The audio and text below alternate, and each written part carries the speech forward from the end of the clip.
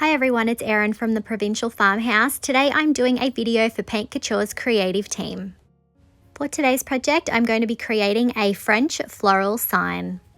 I'm going to be using this MDF base. It had a little twine hanger attached, but I'm going to take that off. It doesn't really suit my project. I'm first going to be using Paint Couture's Embossing Medium. I'm adding it to my surface with a palette knife. I'm applying it and then dragging it to create some interesting texture. Ultimately, I want this to look a little bit like old, uneven plaster. So I'm going to continue adding it over the top of the entire surface until it's all covered, and I'm also going to cover those little holes as well because I will add a hanging attachment to the back that will be hidden. So I'm just adding it in a few different directions. I'm pulling the palette knife down and then to the side. There's not really a right or wrong way to do this. It's just to your liking. I just want to create some subtle texture and interest. I let the embossing medium dry completely, and then I took out a floral French style stencil that I had in my stash, and as you can see, I'm applying embossing medium over the top of the text design first. So this is going to create some raised lettering. As I said, I want this to look like old plaster, but I also want it to look like an old street sign perhaps, or just some sort of an old sign. So having the raised element to it is definitely going to give it a bit more depth and interest. Once I've done the top section, I'm going to move down to the bottom, and I am also adding it to the swirl designs as well, as you can see. When I have all of my letters covered, I'm going to pull the stencil design straight up. Next, I'm going to be using Redesign's Country Blossoms mold. I'm first dusting my mold with cornstarch. This is going to help my air dry clay release.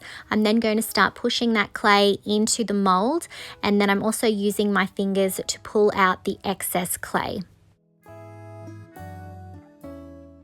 Once I'm happy with how that's looking, I'm going to flex my mold, and then I like to flip the mold over, and gravity helps me get my design out a lot easier.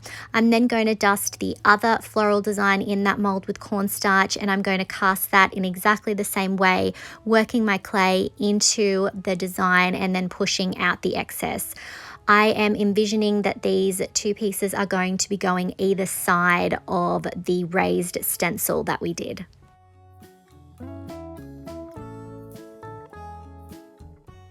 I'm then going to be taking out Redesign's Lavender Harvest mold. I'm dusting the bee design with some cornstarch and then working a small amount of clay into that design. This is very delicate, so definitely want to take your time with this, and then I'm going to gently pull it out.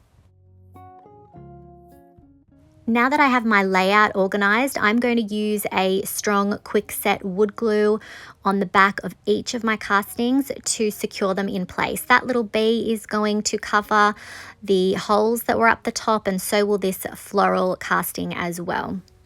I definitely recommend that you glue your castings down before they have dried so that you can get them in the position that you want them to be in, and so that they will stick and stay there. If you don't glue them down straight away, sometimes they can shrink and move, and you may end up having to cast them again. So just glue them down before they are dry. I let my castings dry overnight, and the next day I am using Paint Couture's Cozy Beige chalk paint. I'm going to be applying one coat over the entire sign, really working it into the details of my castings. These are dry, so I'm not worried about them breaking. And I'm only doing one coat because I don't mind if there is some areas that maybe aren't as heavy. It will just provide a little bit of tonal variation.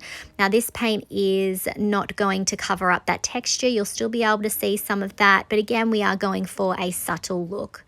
You'll also notice that I'm changing directions as I'm going over the top of the raised stencil, just to make sure that I am catching the sides of the stencil details. Once the Cozy Beige had dried, I then took out Paint Couture's Crackle Step 1. I'm going to be applying it over the entire background of my sign. I'm not going to be putting it on top of the molds. And I'm applying it in a dabbing motion. I'm not going for full coverage here. There'll probably be some areas that I will miss, or some areas will be a little bit thinner. Remember, when you're using this product, if you want bigger cracks, I suggest that you apply it in a heavier nature.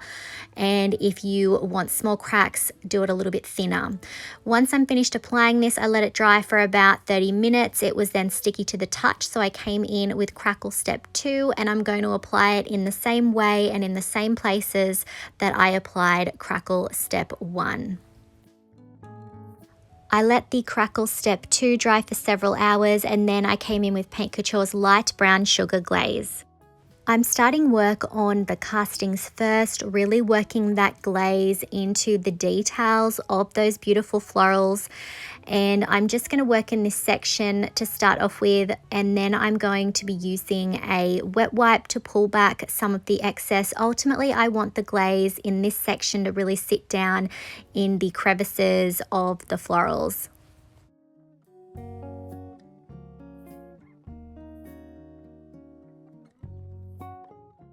I then moved over to the florals on the right hand side, again really using that glaze to highlight the details of these castings.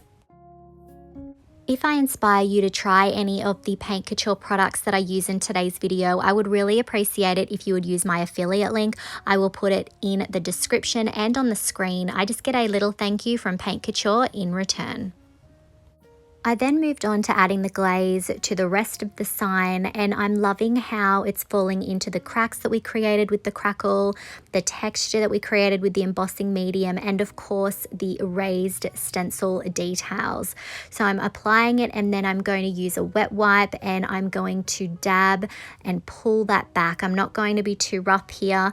I want to make sure that I'm not pulling too much back. I still want to be able to see it sitting in those cracks. So this is just something you will do to your liking, and just keep wiping until you're happy with how it looks.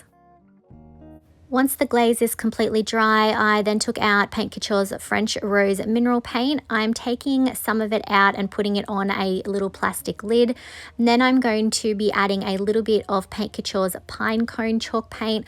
I want to tint and tone that paint so that I get a bit more of a dusty rose color here. I want it to be a little bit darker, a little bit more in keeping with that vintage feel that we're going for. I'm then going to be using a makeup sponge to apply it to the florals first. I don't care if it goes on the stems or the leaves that I'm going to be adding green to later, because I can layer that over the top. So I'm just going in, dabbing on that beautiful custom pink color that we've created until I'm happy with how that looks. When that was dry, I then took out Paint Couture's Basil chalk paint, and I'm going to be applying this with a small artist's brush to the leaf details and the stem details. I'm just doing one coat. I don't mind if it's not perfect coverage. We are going for a vintage worn look. So I'm going to be applying the basil on the left hand side, and of course on the florals on the right hand side as well.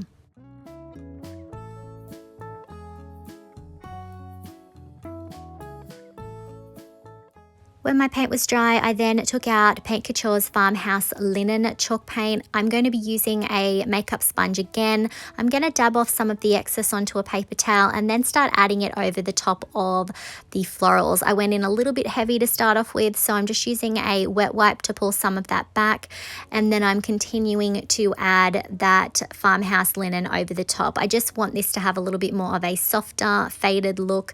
This is also going to bring out some more of the details in those castings as well.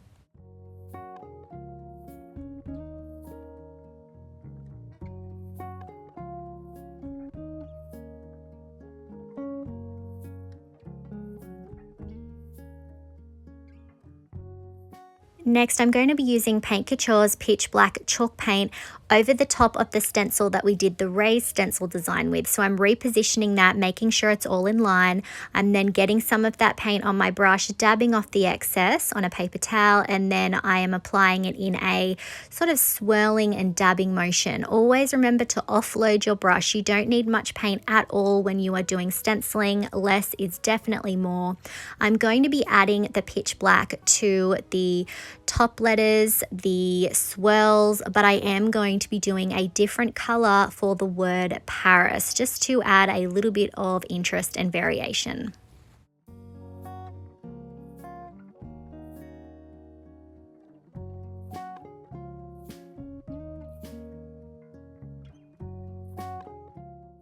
Once I'd finished stenciling the top section, I took out Paint Couture's Bronze Lux Metallic, and I'm going to be using a different brush to apply it to the word Paris.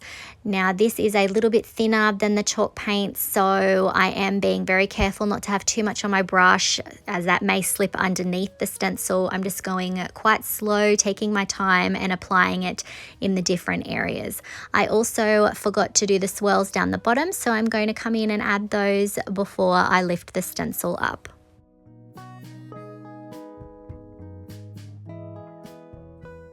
I then used the same Bronze Lux Metallic over the top of our sweet little bee in the top right hand corner. I'm just going over the top of the entire bee, and then once that was dry, I took out a smaller artist brush and I'm just going to add some of that pitch black chalk paint over the top, just to add in some detail so that we actually can see that it's a bee.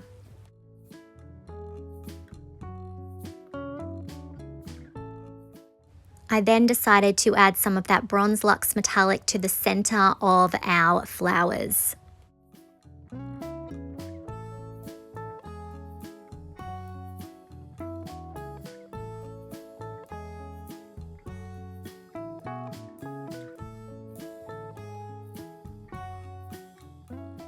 Finally, I'm going to take a makeup sponge, dip it in the Bronze Lux Metallic again, and I'm going to go around and dab the edges of my sign so that some of that bronze peeks over the edges. I don't want this to be even. It's going to look uneven, it's going to look worn, but as it dries, it is going to become vibrant, and I think it's really going to frame out the sign beautifully.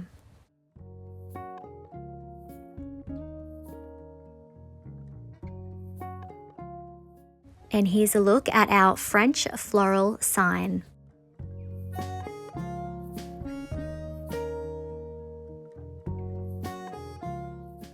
I really hope that you've enjoyed today's video. Let me know what you think of this project in the comments.